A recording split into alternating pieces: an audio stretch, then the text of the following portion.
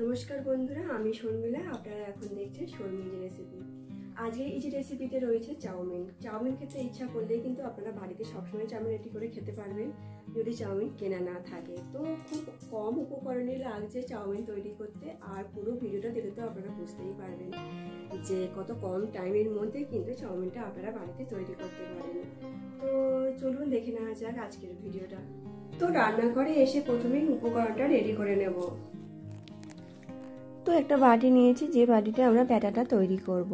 আর একটা ছোট বাটি বা কাপ নেবেন, যেটা দিয়ে ময়দা আর জলটা আমরা মেপে নিতে পারবো। তো আমি এখানে এক বাটি ময়দা নিয়েছি আর স্বাদ অনুসারে 1 চামচ মতো লবণ দিয়েছি। যেহেতু এই বাটির আমি 1 বাটি ময়দা নিয়েছি, সেই জন্য এই বাটি মেপে আমি 1.5 বাটি মতনই এখানে জলটা দেব। তো একেবারে আমি জলটা পুরোপুরি দিয়ে দিচ্ছি না, তো অল্প অল্প করেই কিন্তু আমি পুরোপুরি মাপে 1.5 বাটি জল দিয়ে একটা পাতলা ব্যাটার করে নেব। ব্যাটারটা যাতে খুব বেশি ঘনও না হয়, আবার খুব বেশি পাতলাও না হয়। তো ব্যাটারটাকে কিন্তু হাত দিয়ে খুব ভালোভাবে ফেটিয়ে নিতে হবে, যাতে ব্যাটারের মধ্যে কোনো রকম কোনো ডলা পাখি যাতে না থাকে। স্মুথলি যাতে একটা পাতলা ব্যাটার হয়ে যায়, আর ঘনত্বটা ঠিক যেন এইরকম টাইপেরই হয়।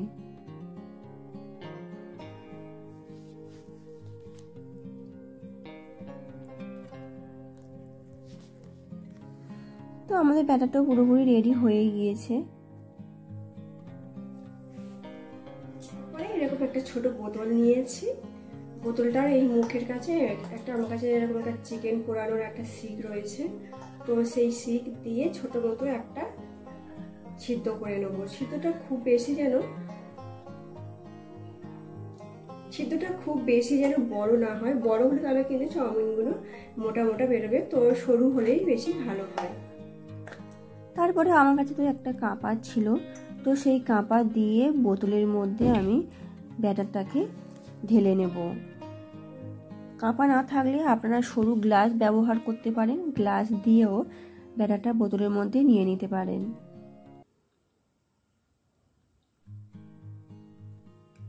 তো অল্প অল্প করে ব্যাটার আমি বোতলের মধ্যে দিয়ে দেবো, কারণ বোতলটা যেহেতু ছোট বোতল।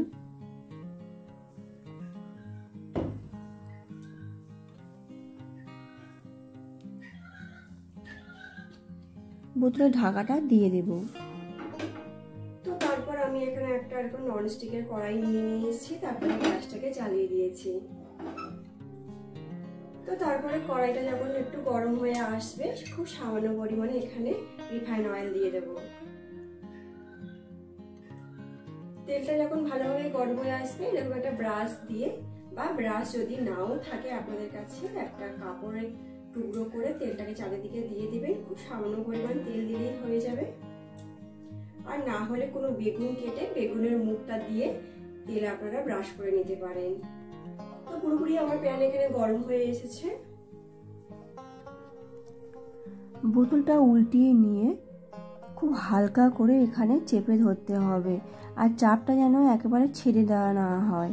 তো ছেড়ে দিলেই দেখুন ঠিক এরভাবে কিন্তু আর লাইনটা আর পড়ছে না। তো কন্টিনিউ ঠিক একইভাবে চাপটা দিয়ে দিতে হবে, যাতে কন্টিনিউভাবে পড়ে যায়, আর এরকম গোল গোলভাবে চাউমিনটা কিন্তু রেডি হয়ে আসবে।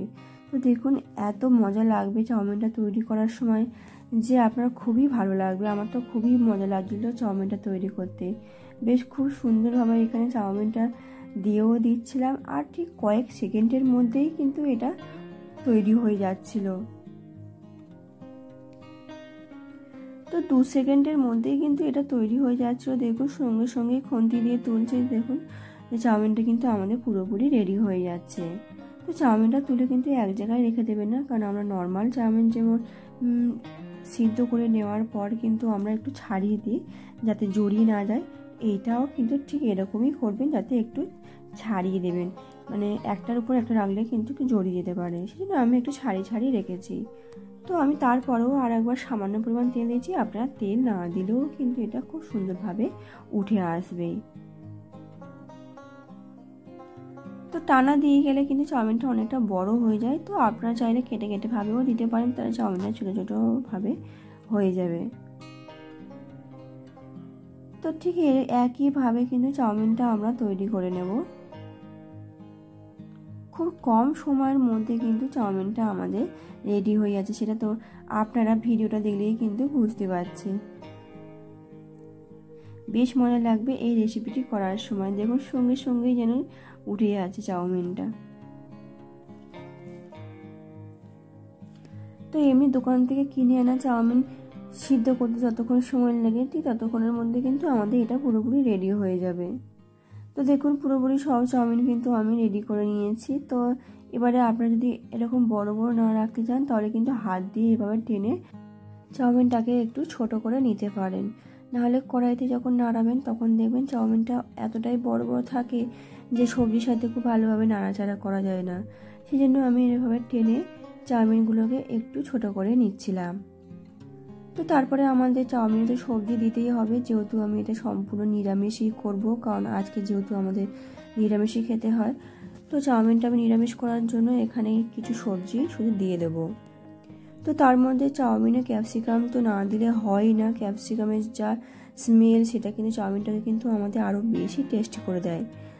তো তারপরে ক্যাপসিকামটাকে কিন্তু ঠিক এরকম সরু সরুভাবেই কেটে নিয়েছি।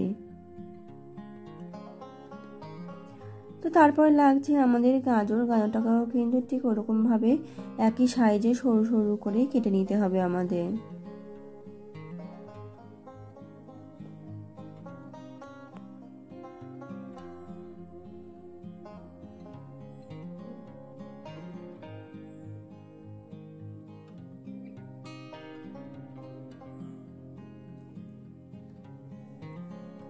তো আমাদের বাঁধাকপি তো লাগবেই চাউমিনে, তো বাঁধাকপিটাকে কিন্তু খুব সরু সরুভাবে এইভাবে কেটে নিয়েছি। তো আমাদের ফাইনালি সব সবজি কাটা হয়েও গিয়েছে। এবারে কিন্তু গ্যাসটাকে অন করে একটা ননস্টিকের কড়াই বসিয়ে দিয়েছি। তো সাদা তেল তো দিতেই হবে।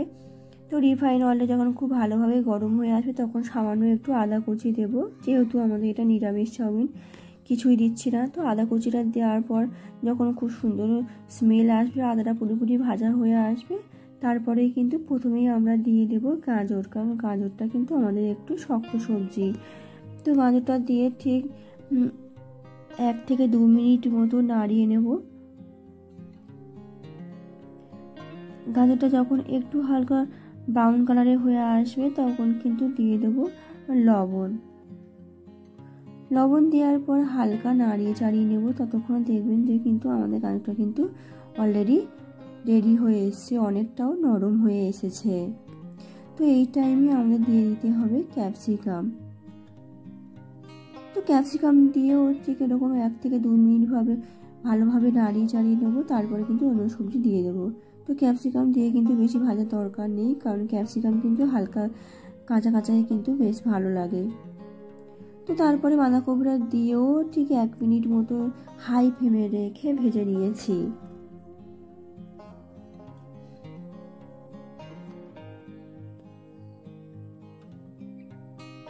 তো 1 মিনিট পর আমরা এবারে দিয়ে দিচ্ছি গোলমরিচের গুঁড়ো, কারণ চাউমিনে গোলমরিচের তো গুঁড়ো ছাড়া সম্পূর্ণ হয় না।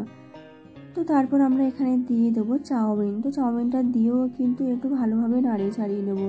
খুব বেশি নাড়ানোর কিন্তু দরকার নেই, তাহলে কিন্তু চাউমিনগুলো পরে কি যে আরও ছোট হয়ে যাবে খুন্তি দিয়ে কেটে কেটে। তো হাই হিটে রেখেই আমি চাউমিনটাকে তৈরি করে নেব।